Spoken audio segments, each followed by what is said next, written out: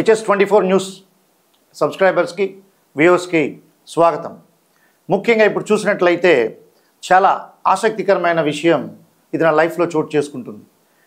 ఎన్నో వేల మందికి పాఠాలు చెప్పాను, కానీ ముఖ్యంగా సినిమా యాక్టర్ అండ్ యాక్ట్రెసెస్తో మాట్లాడటం ఇది మొదటిసారి. అందులో నాది విశాఖపట్నంలో ఉన్న వ్యక్తులు ఒక మంచి ఆశయంతో ఈ సినిమా రంగంలోకి అడుగు పెడుతున్నారు. సో అందులో చూస్తే రాజుగారి దొంగలు, ఇది ఈ సినిమా టైటిల్. మరి ఆ దొంగలు ఎవరి రాజుగారు, వాళ్ళు ఏం దొంగలించారు, ఏ రకంగా ఈ కథ ముందుకెళ్తుంది అనేది వాళ్ళ మాటల్లోనే విందాం. రైట్? నమస్తే సార్. నమస్తే సార్. అందరికీ నమస్తే అమ్మా. సార్ ఫస్ట్ మీతోనే మొదలు పెట్టాలి, ఎందుకంటే మీకు దర్శకుడు director is the first priority. ఈ కథ ఎవరికి పుట్టింది, మీ దగ్గరేనా? బేసిక్గా సార్ యాక్చువల్గా 2021లో స్టార్ట్ చేసిన స్టోరీ సార్ ఇది. సుమంత్ అని చెప్పి హైదరాబాద్ రైటర్ అనమాట సుమంత్ గారు. ఆయన దగ్గర ఫస్ట్ స్టోరీ ఐడియా అనేది అక్కడ పుట్టింది ఫస్ట్. సో అక్కడి నుంచి ఆల్మోస్ట్ ఒక 1 year కంప్లీట్గా స్టోరీ డిస్కషన్స్ అనేవి జరుగుతూ కంప్లీట్గా దీనికి ఒక కంప్లీట్ స్టోరీ అవుట్లైన్ అనేది వచ్చింది. అక్కడి నుంచి ఇంకా షూట్ స్టార్ట్ చేద్దాం అని చెప్పి ఇంకా స్టార్ట్ చేసాం 2023లో. అయితే ఈ స్టోరీ ఆయన దగ్గర మొదలైంది. అవును సార్, అవును. అప్పటి నుంచి ఇది క్యారీ చేస్తూనే ఉన్నాం. ఆల్మోస్ట్ అరౌండ్ ఇప్పటికి ఒక 4 years అవుతుంది మూవీ స్టార్ట్ అయ్యి. సో 2025లో ఇప్పుడు రిలీజ్ అయింది సినిమా. నిజంగా ఇది ఇన్ని సంవత్సరాలు ఒక కథని మోయటం అంటే చాలా పెయిన్ అండి. ఎందుకంటే ఇక్కడ చిన్న అంటే కాస్త ఇంపార్టెన్స్ తీసుకుంటాను సార్, ఎవరు తప్పుగా అనుకోకండి. నేను చాలా హ్యాపీగా ఫీల్ అవుతుంది ఏంటంటే మీరందరూ నాకంటే చిన్నవాళ్ళు వయసులో. ఇలాంటివి చేయాలని, ఏదో షార్ట్ ఫిల్మ్ తీయాలని, ఏదేదో చేయాలని చాలా ఎక్కువ కుతూహలం ఉండేదండి. స్టోరీస్ అయితే ఒక 100 పైన రాస్తుంటాను, ఇక సాంగ్స్ అయితే ఒక 35 రాస్తుంటాను. కానీ ప్రాక్టికల్గా అది వర్కౌట్ అవ్వట్లా. మీ ట్రైలర్లో ఒక వర్డ్ ఉందండి, ఒక సెంటెన్స్ ఉందండి, అది చూసి భోజనం మానేసి వచ్చాను నేను. కష్టపడి సంపాదించింది కష్టాలకే పోతుంది, కానీ అసలు బ్రతకడం అంటేనే బరువుగా ఉంది అని మాట రాశారు. ఇది ఎవరు రాశారు? నాకు ఆయన కావాలి, ఆయన్ని కలుద్దామనే ముందు నేను వచ్చాను. లేదంటే మీ అందరితో మాట్లాడడానికి వేరే పర్సన్ రావాలి. నేను అన్నాను లేదు అసలు నేను వీళ్ళు కలవాలి అని. అది ఎవరు రాశారు సార్ ఈ డైలాగ్? అదే సార్, యాక్చువల్గా అది మన బ్రహ్మాజీ సూరడా అని చెప్పి ఆయన రాశారు. ఆయన కూడా one of the writer. Okay, ఆయన రాశారు. సో డైలాగ్ పరంగా ఏంటంటే సినిమాకి డైలాగ్స్ అనేవి చాలా ప్లస్ అయ్యాయి. నార్మల్గా చెప్పాలంటే మామూలు ప్లస్ కాదు సార్, చాలా బాగుంది.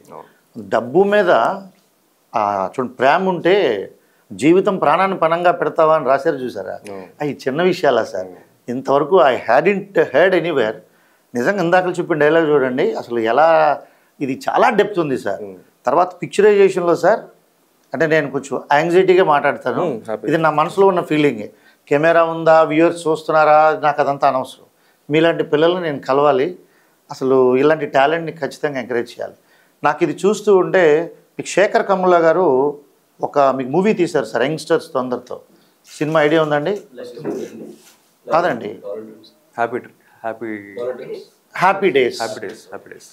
హ్యాపీ డేస్లో అందరూ మీలాగే అలా మొదలుపెట్టారు. ఇప్పుడు అది చూస్తే ఎక్కడో ఉంది. నేను స్ట్రాంగ్గా బిలీవ్ చేస్తున్నాను సార్, 2026-27 కల్లా మళ్ళీ మీరందరూ కూడా ఇంటర్వ్యూ ఇవ్వడానికి కూడా మీకు అసలు ఖాళీ లేని పరిస్థితుల్లో ఎక్కడో వెళ్ళిపోతారు. ఎందుకంటే మీ ఐస్ మాట్లాడుతున్నాయి సార్. నేను చెప్పే కదా సార్, ఆ సైకిల్పై వస్తున్నప్పుడు చేస్తున్న షాట్ చూస్తే మీరు ఎవరూ నటించినట్లు లేదు సార్. నాకు రంగస్థలం అనే ఒక మూవీ చూస్తే ఎలా అయితే అసలు ఎంత పర్ఫెక్ట్గా అది స్క్రీన్ ప్లే కానీ, డైరెక్షన్ కానీ, టోటల్ ఆర్ట్ కానీ మొత్తం ఈ సినిమాలో కూడా నాకు అదే కనపడింది. రెండోది మీ టేస్ట్ అయితే వండర్ అండి. అంటే టెక్నికల్గా నాకు కొంచెం అవగాహన ఉందండి, పెద్ద అవగాహన లేదు. మా చిన్నాన్నగారు ఎడిటర్ అండి, పెద్ద డైరెక్టర్స్ దగ్గర చేశారు. ఆయన ఎప్పుడు మాట్లాడుతూ ఉంటారు, సినిమా అనేది ఒక పిచ్చి నాన్న, ఈ పిచ్చి ఎంత దూరం వెళ్తుంది అంటే ఆ పిచ్చి ఉన్న వాడికే అర్థమవుతుంది, మిగిలిన వాళ్ళతో మాట్లాడితే వాడికి పిచ్చిగా ఉంటుంది అని. దీని పిచ్చిలో ఇన్ని రకాలు ఉన్నాయా అనుకున్నాను నేను. తర్వాత నాకు వచ్చింది అది. ఏదో మాట్లాడుతూ ఉంటాను సార్ సినిమా గురించి, దాని గురించి, ఎదుటివాడికి అర్థం కాదు, ఏం చెప్పాలో తెలియదు. అప్పుడు నాకు ఇది ఆశ్చర్యపోయాను సార్, ఎంత బాగా మీరు ఒక్కొక్క షాట్లో చాలా లైట్ కలర్స్ తీసుకున్నారు, న్యాచురల్గా తీసుకున్నారు, అబ్నార్మల్గా ఏది తీసుకోలేదు. అసలు ఏ రకంగా మీరు ఫస్ట్ వీళ్ళని సెలెక్ట్ చేసుకున్నారు? సార్ బేసిక్గా మేము స్టార్టింగ్ అంటే ఇప్పుడు మన లోహిత్ కళ్యాణ్ గారు, మన భరత్ జోషిత్ గారు యాక్చువల్గా స్టార్టింగ్ మేము ఆల్మోస్ట్ 2020 టైంలో నుంచి కూడా అప్పట్లో కొన్ని ఇండిపెండెంట్ ఫిల్మ్స్ అవి చేయడం స్టార్ట్ చేసాం. అప్పటి నుంచి మాకు జర్నీ అనేది స్టార్ట్ అయింది అనమాట. మా రిలేషన్షిప్ అనేది అప్పటి నుంచి స్టార్ట్ అయింది. సో నేను ఫస్ట్ టైం వీళ్ళని చూసినప్పుడు అంటే వీళ్ళలో ఒక మంచి యాక్టర్ ఉన్నాడు. అంటే ఇప్పుడు జనరల్గా ప్రతి డైరెక్టర్కి ఏంటంటే యాక్టర్స్ దొరుకుతారు, బట్ ఇప్పుడు అంటే మనకి జీవించి చేసేవాళ్ళు చాలా తక్కువ మంది ఉంటారు. కంప్లీట్గా క్యారెక్టర్లోకి ఇన్వాల్వ్ అయ్యి చేసేవాళ్ళు చాలా తక్కువ మంది ఉంటారు. అలా చూసిన వాళ్ళల్లో లోహిత్ కళ్యాణ్ గారు స్టార్టింగ్ ఫస్ట్ నేను ఆయనే చూశాను. అక్కడి నుంచి ఇద్దరం కలిసి స్టార్ట్ చేయడం మొదలైంది. సో ఫస్ట్ అనుకునేటప్పుడు కూడా ఓకే ఈ కథకి లోహిత్ కళ్యాణ్ గారు అయితే బాగుంటుంది అని చెప్పి అలా ఫస్ట్ మొదలైంది.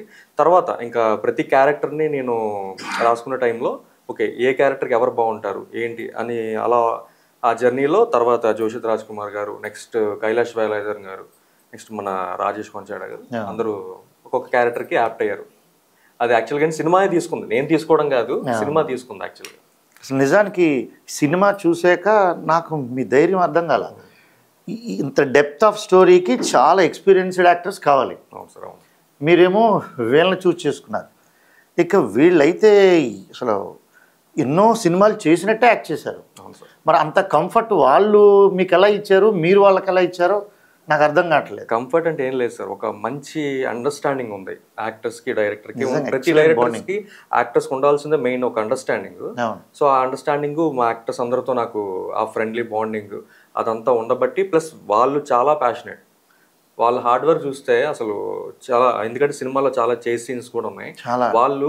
వాళ్ళకి హెల్త్ ఇష్యూస్ ఉన్నా కూడా చేస్ సీక్వెన్స్లో వాళ్ళు పడిన కష్టం అంతా కూడా చాలా, అది అల్టిమేట్ సార్ అసలు. సో ఆ విధంగా వాళ్ళ వరకు వాళ్ళు చాలా చేశారు యాక్చువల్గా. సో మొత్తం ఎన్ని రోజుల్లో తీశారు సార్ సినిమా? షూటింగ్ అయితే ఆల్మోస్ట్ ఒక 32 days సార్ మొత్తం షూట్ చేసి. 32 days తీశారు. వర్కింగ్ డేస్ మాత్రం 32 days. కాకపోతే దీనికి మనకి టెక్నికల్గా కొన్ని ఇబ్బందులు పడ్డాం స్టార్టింగ్ స్టేజెస్లో. అంటే ఇప్పుడు ఒక బడ్జెట్ విషయంలో కానీ, లేకపోతే ఇప్పుడు టెక్నీషియన్స్ విషయంలో కానీ కొంచెం ఇబ్బంది పడ్డాం స్టార్టింగ్, అంటే డేట్స్ సెట్ అవ్వక. సో ఆల్మోస్ట్ ఈ జర్నీ అనేది ఆల్మోస్ట్ అనుకున్నది వచ్చినంత వరకు ఒక 2.5 years వరకు మేము గట్టిగా హార్డ్ వర్క్ అయితే చేసాం. ఖచ్చితంగా కనబడుతుంది సార్, అవుట్పుట్ కూడా ఎంత పర్ఫెక్ట్గా వచ్చింది. నాకు తెలిసినంత వరకు ఐ థింక్ బెస్ట్ టెక్నీషియన్స్ దీనికి వర్క్ చేసినట్టుగానే ఉంది. అవును సార్, అవును. ఒక చిన్న డస్ట్ పికల్ దగ్గర నుంచి ప్రతిదీ కూడా ఆ పార్టికల్స్ దగ్గర నుంచి చాలా జాగ్రత్త తీసుకున్నారు సార్. నిజంగా ఎక్సలెంట్ సార్. నాకు ఎంత ఉత్సాహంగా ఉందంటే, కొన్ని వేల మందికి పాఠాలు చెప్పాను నాకు మిమ్మల్ని చూస్తుంటే చాలా జెలస్గా ఉందండి. నిజంగా చాలా చాలా బాగుంది సార్. ఇప్పుడు నేను మిమ్మల్ని అడగాలనుకుంటున్నాను, మీరు చాలా అంటే దాన్ని ఏమంటారంటే ర్యాష్గా డైలాగ్స్ చెప్పారు, అంటే దానికి అవసరం అది, అలాగే చెప్పారు. ఇది మీ ఒరిజినల్ క్యారెక్టరా, లేదు సినిమా అలా ఆ క్యారెక్టర్ డిమాండ్ చేసిందా? క్యారెక్టర్ డిమాండ్ చేసింది సార్, ఒరిజినల్ అంత కాదు సార్. మాకు అలా అనిపించాల, అంత యాప్ట్గా ఎలా చేశారు? అంటే ఎప్పుడైతే మనం క్యారెక్టర్ని ఓన్ చేసుకుంటాం సార్, మనం ది బెస్ట్ ఇవ్వగలుగుతాం, డైరెక్టర్కి ఏం కావాలో అది ఇవ్వగలుగుతాం. సో నేను అది క్యారెక్టర్ని ఓన్ చేసుకున్నాను. సో ఆయనకి ఏం కావాలో ఆయన ఏం చెప్పాడో అదే చేశాను సార్. మామూలుగా చేయలేదు సార్. బేసిక్గా ఇంట్రెస్ట్ పోద్ది, అటెన్షన్ పోద్ది. కొన్నిసార్లు పెద్ద స్టార్ యాక్టర్స్ చేస్తున్నప్పుడు కూడా కొన్నిసార్లు విసుగు వస్తుంది. నాకు అది కనబడలేదు సార్, అసలు కనబడలేదు. నిజంగా కనబడితే నేను ఇప్పుడే చెప్పుండేవాడిని కనబడింది సార్ అని. అమ్మ అసలు మామూలుగా చేయలేదు. మీకు ఎవరు అడ్మైర్, అంటే ఒక యాక్టర్ని చూసి ఇలా అవ్వాలి అనేది ఉంటుంది కదా, మిమ్మల్ని ఎవరు ఇన్స్పైర్ చేస్తారు? చిరంజీవి గారు సార్. ఆయన చూసే పెరిగాం, ఆయన సినిమాలు చూస్తూ పెరిగాం. అంటే ఎప్పటికైనా ఆయన కలవాలి, ఆయనతో ఒక సినిమాని యాక్ట్ చేయాలి అన్నది డ్రీమ్. సో వచ్చేస్తుంది సార్, వీలైనంత వేగంగా మీకు వచ్చేస్తుంది. ఎందుకంటే ఆయన ఏదో రోజు మిమ్మల్ని పిలుస్తారు సార్, ఈ టీంని పిలుస్తారు. ఎలాగనో యంగ్స్టర్స్ అందరినీ ఎంకరేజ్ చేస్తారు. అందులో మీరందరూ కూడా చెప్పే కదా సార్, ఐస్తో మాట్లాడించారు కెమెరా. ఎక్సలెంట్. మీకు ఎవరు సార్ ఇన్స్పిరేషన్? ఆబ్వియస్లీ అండి, నాకు చిరంజీవి గారి ఇన్స్పిరేషన్. మీరు చేస్తున్న యాక్టింగ్ చూస్తుంటే సార్, స్టోరీ మీద అందరికంటే ఎక్కువ మీకు తెలిసేమో అనిపించింది. అది ట్రూ అండి. అది నాకు చూస్తున్నప్పుడు ఏమనిపించింది అంటే, ఇప్పుడు నెక్స్ట్ ఆయన ఏం చెప్తారో మీకు తెలుసు, ఈయన ఏం చెప్తారో మీకు తెలుసు. ఆ ముందుగా అటెన్షన్ క్లియర్గా కనబడుతుంది మీలో. ఇది మీద బాగా మీరు పూర్తి డైజెస్ట్ చేసుకున్నారేమో నా ఫీలింగ్. స్టోరీ నాకు ముందే బాగా తెలుసండి. నేను షూట్కి వెళ్ళక ముందే మేము అనుకున్న స్టోరీ ఇన్ అండ్ అవుట్ ప్రతిదీ కూడా నాకు బాగా తెలుసు. కాకపోతే ఇక్కడ ప్రాబ్లం ఎక్కడ వచ్చిందంటే, మేము అనుకున్న షూట్ ఏదైతే ఉందో అది షూట్ చేసేసాం. ఆ పార్ట్ అంతా అయిపోయిన తర్వాత దాన్ని ఎక్స్టెండ్ చేయాల్సి వచ్చింది అనమాట. ఎక్స్టెండ్ చేసే పార్ట్ అయితే నాకు అసలు ఏం తెలియదండి. అది మళ్ళీ నాకు కానీ దానికి దీనికి ఆ డిఫరెన్స్ రాకూడదు కదండి. లైక్ ముందు చేసిన దానికి ఎక్స్టెండ్ చేసిన దానికి కూడా మనకి ఇప్పుడు ఏంటో తెలియదు చేస్తున్నాం అన్న కన్ఫ్యూజన్ రాకుండా ఆ కేర్ తీసుకుని మాత్రం ఆ డైరెక్టర్ నాకు ప్రతిదీ కూడా ప్రాపర్గా చెప్పారు అనమాట. ఈరోజు ఈ షార్ట్ తీస్తున్నాం, ఈ సీన్ తీస్తున్నాం, రోజుకి ఒక్క సీనే తీసేవాళ్ళు, ఒక్క సీన్ తీసేవాళ్ళు, పర్ఫెక్ట్గా తీసేవాళ్ళు. చాలండి.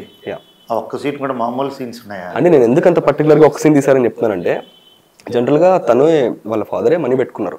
సో మనం ఒక రోజు ఎన్ని సీన్స్ తీస్తే మనకు అంత మనీ కలిసి వస్తుంది అనమాట. ఎక్కడ కాంప్రమైజ్ అవ్వలేదు. ఆ ఒక్క సీన్ పర్ఫెక్ట్గా వస్తే చాలు. ఒక్క సీన్ రాకపోతే లేదు, ఇంకా చేయలేదు అనమాట. ఒక్క సీన్ పర్ఫెక్ట్గా రావడం కోసం చాలా కష్టపడి తీశారు. అది సక్సెస్ అయిన తర్వాత డెఫినెట్గా అవుట్పుట్ వచ్చింది, మామూలుగా లేదు. సరే, ఈ సినిమాలో మీ క్యారెక్టర్ని చూసాను సార్, చాలా టిపికల్ క్యారెక్టర్ అది. మీరు చేస్తున్న దానిలో ఏ రకంగా తీసుకున్నారు ఈ క్యారెక్టర్ని? మీరు దాన్ని ఎలా ఓన్ చేసుకున్నారు?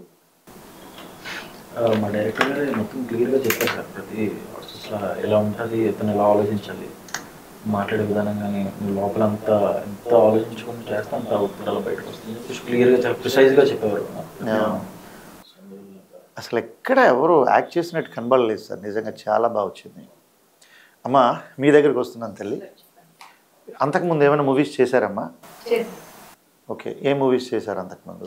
ఇలా అడిగాను తప్పుగా అనుకోకుండా, నాకు కొంచెం మూవీ నాలెడ్జ్ తక్కువ. ఈ సినిమాకి ముందు అంటున్నారా? ముందు ఇంతకు ముందు అంటే మహాసముద్రం, ఓకే, ఉగ్రం, నాగేశ్వరరావు. బాబా, వెరీ గుడ్. ఇక్కడ చూశాను మిమ్మల్ని అనిపిస్తుంది.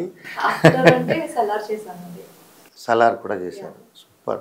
ఇలాంటి మంచి ఒక సీనియర్ యాక్టర్ని తీసుకున్నారు మీరు, నిజంగా సూపర్ అమ్మా. ఈ యంగ్స్టర్స్ అంటే నా ఉద్దేశం ఏంటంటే యాక్టింగ్లో ఓకే సార్, చెప్పండి. అయితే మీరు సలార్ మూవీ, అట్లాగే ఉగ్రం, ఇవన్నీ మీరు చేశారు. చాలా పెద్ద భారీ బడ్జెట్ మూవీస్ చేశారు. మరి ఎలా ఇంత చిన్న బడ్జెట్తో ఉన్న సినిమాను ఒప్పుకున్నారు? అది నాకైతే ఒక విజన్ అయితే ఉందండి. పాన్ ఇండియా మూవీ చేస్తే మనం అక్కడికి వెళ్తాం, చిన్న సినిమా చేస్తే ఇక్కడికి వెళ్తాం, ఇలాంటి థాట్ అయితే నాకు ముందు నుంచి లేదు. ఇప్పుడు చిన్న సినిమాయే మనల్ని తీసుకెళ్ళి ఎక్కడో కూర్చోబెట్టచ్చు, పెద్ద సినిమా తీసుకొచ్చి ఎక్కడో కూర్చోబెట్టచ్చు, చెప్పలేము కదా.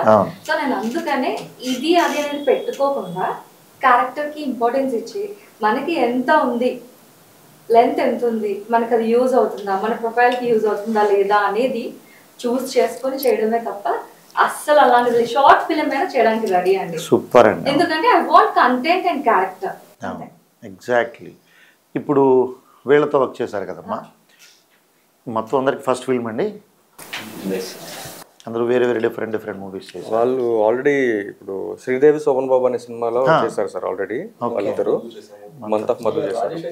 సినిమాలు చేసేవాడు సార్, సినిమాలు చేసి ఖాళీ ఉన్నప్పుడు షార్ట్ ఫిల్మ్స్ చేసేవాడు అన్నమాట. మేమైనా ఇంకా షార్ట్ ఫిల్మ్స్ చేసి సినిమాలు చేసాం. అట్లా ప్యాషన్. నిన్ను కోరి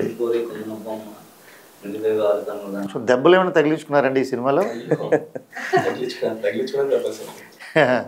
చాలా ఎక్కువగా తగిలాయి అమ్మా. ఇప్పుడు ఫ్యూచర్ ప్లాన్స్ ఏంటి మీకు, ఏమైనా ఉన్నాయా? So much sir, thank you so much ఇలాంటి క్వశ్చన్ అడిగినందుకు. రీసెంట్లీ నేను పెద్ద యాక్సిడెంట్ నుంచి తిరిగి ఇప్పుడు మీ ముందు ఇలా కూర్చొని మాట్లాడుతున్నాను అంటే దానికి మాత్రం 3 మాటలండి. రోలింగ్, టేక్, యాక్షన్ అన్న మాటలే నన్ను తీసుకొచ్చి మళ్ళీ మీ ముందు కూర్చోబెట్టాయి. సో నాకు ఇంకా నెక్స్ట్ ఏమని ఉంది అంటే, నేను ఫ్యామిలీ గురించి థింక్ చేయట్లేదు, నా గురించి థింక్ చేయట్లేదు. ఒక్కటే నాకున్న ఒక టార్గెట్ ఏంటి అంటే, I have a lot of love, చాలా ప్రేమ ఉంది నా దగ్గర. ఈ ప్రేమను నేను చూపించాలనుకుంటున్నా. అది ఎలా చూపించాలనుకుంటున్నాను అంటే, one of the best mother role చేస్తూ నేను పబ్లిక్కి చూపించాలనుకుంటున్నా. ఎందుకంటే లవ్ అనేది ఎవరైనా చూపించగలుగుతారండి, ఏ యాంగిల్లో అయినా, ఏ లుక్లో అయినా చూపించగలుగుతారు. కానీ వాటిలో అప్ అండ్ డౌన్స్ అనేవి ఉంటాయి. కానీ ఒక్క మదర్ దగ్గర నుంచి ఎట్టు పోయిన చచ్చినంత వరకు ఆ లవ్ అనేది పోదు కదా. సో అందుకని నేను మదర్ క్యారెక్టర్స్ ద్వారా ఫ్యూచర్లోకి రావాలనుకుంటున్నా. మదర్ క్యారెక్టర్స్ పూజా విశ్వేశ్వర్ అంటేనే ఆ మదర్ క్యారెక్టర్ ఉన్నారు కదా, పూజా విశ్వేశ్వర్ అన్న మాట రావాలి అన్న కోరిక అయితే మాత్రం చాలా ఉందండి. మీకు క్వైట్ ఇంట్రెస్టింగ్ ఉందండి మీరు చెప్పేది. మీరు ఎంచుకున్నదేమో సినిమా రంగం, మీరు మాట్లాడుతున్నదేమో వేదాంతం, మీ ఏజ్ ఏమో తక్కువ, మీ ఆలోచనలేమో పెద్దవి. మీ మీద ఒక పెద్ద ఎపిసోడ్ చేయాలమ్మా. ఎందుకంటే నేను ఒక మంచి మూవీస్ చేసి మంచి హీరోయిన్గా పేరు తెచ్చుకోవాలి, గుర్తింపు తెచ్చుకోవాలి, ఇవి ఎక్స్పెక్ట్ చేస్తాం. కానీ మంచి క్యారెక్టర్ కావాలి, అమ్మ రోల్ చేయాలి అంటే మీరు చెప్తుంటే నాకు నిర్మలా గారు గుర్తొస్తున్నారు. ఆవిడ అన్నపూర్ణ గారు చాలా చిన్న వయసులోనే పెద్ద క్యారెక్టర్స్ చేశారు. అందరికంటే చాలా చిన్న ఆవిడ అప్పటికే అందరికంటే చేశారు. మీరు ఎందుకని అదే క్యారెక్టర్ని చూస్ చేసుకున్నారు హీరోయిన్ గానే? ఇప్పుడు నేను మాట్లాడితే మాటలో ప్రేమ ఎలా కనిపిస్తుంది చెప్పండి? అదే ఒక క్యారెక్టర్ చేస్తే నేను చూపించగలుగుతాను కదా నాకు ఎంత ప్రేమ ఉంది అంటే. ఒక కొడుకు విషయంలో అవ్వచ్చు, కూతురు విషయంలో అవ్వచ్చు, అక్క చెల్లెల విషయంలో అవ్వచ్చు, అవి మనం మాట్లాడితే కనిపించదు. అది క్యారెక్టర్ చేస్తే చనిపోయినంత వరకు ఆ వీడియోస్ ని చూసుకొని బతికేవచ్చు కదా. సో నేను అది కావాలనుకుంటున్నా. బాబా ఎక్సలెంట్ అమ్మా, చాలా మంచి మాట చెప్పారు. మీరు ఎంచుకున్న సినిమా రంగం, కానీ మీ మనస్సు మాత్రం ఒక ప్రశాంతమైన వాతావరణంలో పరిగెడుతుంది. సో వీలైనంత వేగంగా మీకు మంచి క్యారెక్టర్స్ రావాలని మళ్ళా మేము మీ అపాయింట్మెంట్ కోసం తిరుగుతాం, వస్తాం. అందులో కూడా మేము హ్యాపీగా ఫీల్ అవుతాం. ఎన్ని రోజులైనా వెయిట్ చేస్తాం.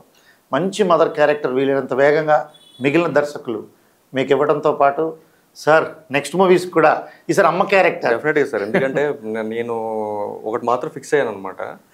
నేను చేసే ప్రతి సినిమాలో వీళ్ళందరూ ఉంటారు. ఎందుకంటే నాకు అంత అండర్స్టాండింగ్ ఉంది. ప్రతి సినిమా ఏం చేద్దాం అనుకున్నా కూడా వాళ్ళందరిలో అంటే ఏం లేదు అంటే ఎవరో అవకాశం ఎలా ఇస్తారు. బట్ నా మనుషులకి నేను అవకాశం ఇచ్చుకోవడం అంటే వాళ్ళు నాకు అవకాశం ఇవ్వడం డైరెక్టర్గా అనేది నేను ఎప్పుడు చూస్ చేసుకుంటాను. అది ఎప్పుడు ఈ సినిమాకనే కాదు, అన్ని సినిమాలకి అది జరుగుతుంది డెఫినెట్గా. ఇప్పుడు సినిమా మొత్తం ప్రొడ్యూస్ చేసింది మీరే? Father sir. యాక్చువల్గా ఫస్ట్ నేను ఈ సినిమా స్టార్ట్ అయినప్పుడు ఒక బడ్జెట్ అనుకున్నాను సార్ జనరల్గా.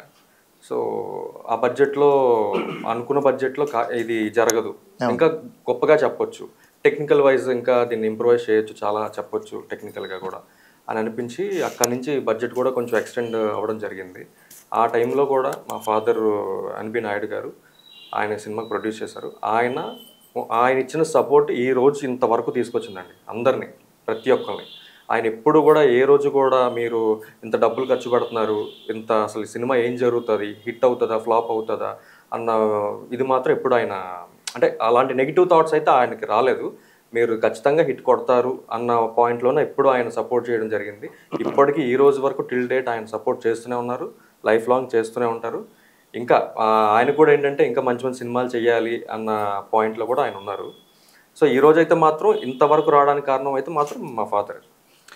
లేకపోతే ఈరోజు రాజుగారి దొంగలు అనే సినిమా అయితే లేదండి.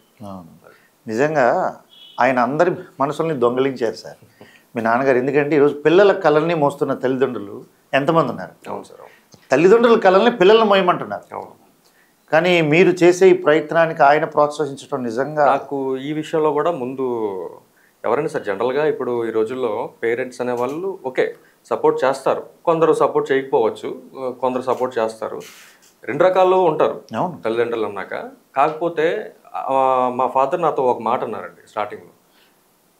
నేను చిన్నప్పటి నుంచి నీ చదువుకి ఎల్కేజీ దగ్గర నుంచి నీ గ్రాడ్యుయేషన్ అయినంత వరకు నేను నీకు చదువుకి ఫీజులు కట్టి నీ చేశాను, నీ జీవితం కోసం నేను డబ్బులు పెట్టలేనా అన్న పాయింట్ ఆయన చెప్పారు. అక్కడ మాత్రం జీవితంలో ఏదైనా సరే నేను అంటే ఇప్పుడు చిన్నప్పటి నుంచి ఎల్కేజీ నుంచి గ్రాడ్యుయేషన్ వరకు ఒక లెక్క అయితే నా జీవితం గురించి కూడా ఆలోచించకుండా ఆయన అంటే నా లైఫ్ గురించి, నా గోల్, నా ప్యాషన్ నేను రీచ్ అవ్వాలని చెప్పి అనుకున్న టైంలో కూడా ఆయన అంత సపోర్ట్ చేసి అసలు ఎంత డబ్బులైనా పర్లేదు అంటే నా గురించి అంటే ఒక తండ్రి కొడుకు గురించి ఇంతలా ఆలోచిస్తారని మాత్రం చాలా తక్కువ మంది ఉంటారు. అందులో మా ఫాదర్ నాకు అలా దొరకడం మాత్రం నా అదృష్టం అండి. నిజంగా అదృష్టం సార్. కానీ అదృష్టం అన్నారు కానీ మీరు దాన్ని ప్రూవ్ చేశారు సార్. విజువల్ వండర్ అండి. నాకు తెలిసి ఈ సినిమాకి ఖచ్చితంగా 2-3 అవార్డ్స్ వస్తాయని నా మనసులో feeling. Thank you sir. Thank you. లేనిది చెప్పను సార్, అనిపించలేనిది చెప్పను. కొన్ని సందర్భాల్లో పెద్ద పెద్ద యాక్టర్స్ని కలిసాము. ఎందుకంటే మా ఫ్యామిలీలో కొద్దిమంది ఇండస్ట్రీ టెక్నీషియన్స్ ఉన్నారు. వాళ్ళ ప్రవర్తన అది వింతగా ఉండేది. అసలు చెప్పే కదా సార్, స్టార్టింగ్లో మిమ్మల్ని ఇప్పుడు చూస్తున్నాం, ఇది మా అదృష్టం, మా వ్యూవర్స్ అదృష్టం. ఇంక 1 ఇయర్ తర్వాత మీరు 365 రోజులు షూటింగ్లోనే ఉంటారు.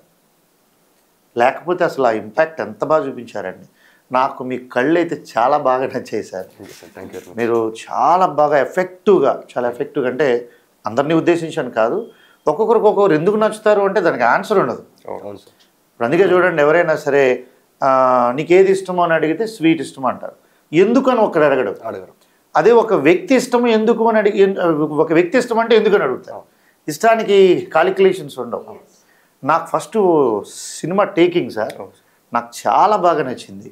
అందువల్ల అనుకున్నాను లాభం లేదు, ఎలాగైనా పట్టుకోవాలి, వీళ్ళతో మాట్లాడాలి. సినిమా వాళ్ళంటే కొంచెం దూరంగా ఉంటాను సార్, నా మాట క్షమించాలి, తప్పుగా తీసుకోకండి. అంటే ఏంటంటే కొంతమంది గివోసెంట్రిక్గా ఉంటారు, కొంతమంది స్క్రీన్ మీద ఒకటి ఉంటే ఆఫ్ స్క్రీన్ ఒకటి ఉంటారు, చెప్పేది ఒకటి, ఇలా ఉంటుంది. కానీ మా వాళ్ళు చెప్పారు, అశోక్ కూడా మీకు తెలుసు కదా సార్, మా దగ్గర వర్క్ చేస్తున్నాను, తను ఇలా చెప్తానని చూస్తే అసలు అనిపించింది, అశోక్ నేనే చేస్తాను, నేనే మాట్లాడతాను అని. మీరే వస్తారంటే ఇంకేం కావాలి సార్ అన్నారు. సూపర్ అప్ సార్, నేను పూర్తిగా లవ్లో పడిపోయాను అనమాట. సినిమా అంత బాగుంది, చాలా ముందుకు వెళ్తుంది సార్. నేను యాక్చువల్గా ఇది ఇంకొకటి ప్లాన్ చేస్తున్నాం సార్, 1000 స్టూడెంట్స్ని ఒక వెన్యూలో పెడుతున్నాను, నేను త్వరలో పెట్టి పిలుస్తాను. మీ కాల్ షీట్ కావాలి, మీ అందరూ రావాలి తప్పకుండా సార్. ఎందుకంటే డైరెక్ట్గా స్టూడెంట్స్ అందరికీ తెలియాలి అందులో ఎంత అంటే ఎంటర్టైన్మెంట్ ఉంది, అంతర్లీనంగా దానికి ఇవ్వాల్సిన మెసేజ్ కూడా ప్రాపర్గా ఉంది. అది చాలా బాగుంది. అందుకని యాక్చువల్గా ఈరోజే అది అనుకున్నాం మేము, కొంచెం చిన్న కారణాల వల్ల వెన్యూ చిన్నదైపోయింది సార్. ఇంక వాళ్ళు మీరు చెప్పే మాటలు విన్నెవరు, పెద్ద పెద్ద అరుపులు అవి చేసేస్తారు. అందుకనే కొంచెం రిస్ట్రిక్టెడ్గా కొంత పోలీస్ సపోర్ట్ కూడా తీసుకుని వీలైనంత వేగంగానే పెడతాం సార్. మీరు మరొక్కసారి మాతో పాటు రావాలి. ఎప్పుడు పిలిచినా మేము ఎప్పుడు అవైలబుల్గా ఉంటాం. నిజంగా థ్యాంక్ యూ సార్. అసలు ఈ అవకాశం ఇక్కడ ఇచ్చిన ఈ ట్రూత్ ఛానల్ సార్, ఇది వాళ్ళకు కూడా చాలా చాలా థ్యాంక్స్ చెప్పాలి. ఈ వెన్యూ అది ఇచ్చారు, ఎందుకంటే అక్కడ డిస్టర్బెన్స్ ఉంది. ఇప్పుడు ఇంత ఫ్రీగా మీతో మాట్లాడడానికి మీరు నాకు అవకాశం ఇవ్వగలిగారు. నాకు తెలిసి ఇంకో 15 రోజులు పోయిన తర్వాత మీ దరిదాపుల్లోకి రావడానికి చాలా టైం పడుతుంది సార్. చాలా ఫాస్ట్గా పరిగెడుతుంది సార్. వెనకాతలు జరుగుతున్న అంటే బిహైండ్ ద స్క్రీన్ బయట జరుగుతున్నది మాకు తెలుస్తుంది. మీ దగ్గరకు వచ్చేవాళ్ళు, మిమ్మల్ని పొగిడేవాళ్ళు, మీ గురించి గొప్పగా చెప్పేవాళ్ళు ఉంటారే తప్ప నిజంగా మాట్లాడేవాళ్ళు మా దగ్గర ఉంటారు. ఆ రిపోర్ట్ ఎలా ఉంది అంటే అడుగులు వేస్తున్నారు సార్. ఇప్పుడు అంతది సార్, నిన్నే నాకు క్లాస్ ఉంది, అందరూ బీటెక్ ఎంటెక్ అయిపోయిన స్టూడెంట్స్ ఉంటారు కాంపిటేటివ్లో. అందులో 72 మెంబర్స్ స్ట్రెంత్ రూమ్లో 28 మందో 30 మందో ఉన్నారు. ఏంటి సంగతి అని అడిగితే ఏం లేదు సార్ అన్నారు. ఒకరిని పిలిచి భుజం మీద చేసి జస్ట్ ఏంటన్నా ఏంటి సంగతి, సినిమాకి వెళ్తున్నారు సార్. ఏం సినిమాకి వెళ్తున్నారు, పెద్ద సినిమాలు ఏం లేవు కదా.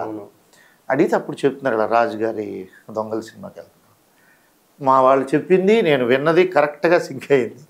వెళ్తుంది సార్, చాలా ఫాస్ట్గా వెళ్తుంది. ఫ్యూచర్ ఏమైనా ఇంకా మూవీస్ ప్లాన్ చేస్తున్నారు సార్? ఇంకా జస్ట్ ఇప్పుడు ప్రజెంట్ అయితే ఇంకా ఏం లేదు సార్. యాక్చువల్గా అంటే స్టోరీస్ అయితే ఉన్నాయి, ఫర్దర్గా మేబీ జూన్లో మళ్ళీ స్టార్ట్ చేయొచ్చు.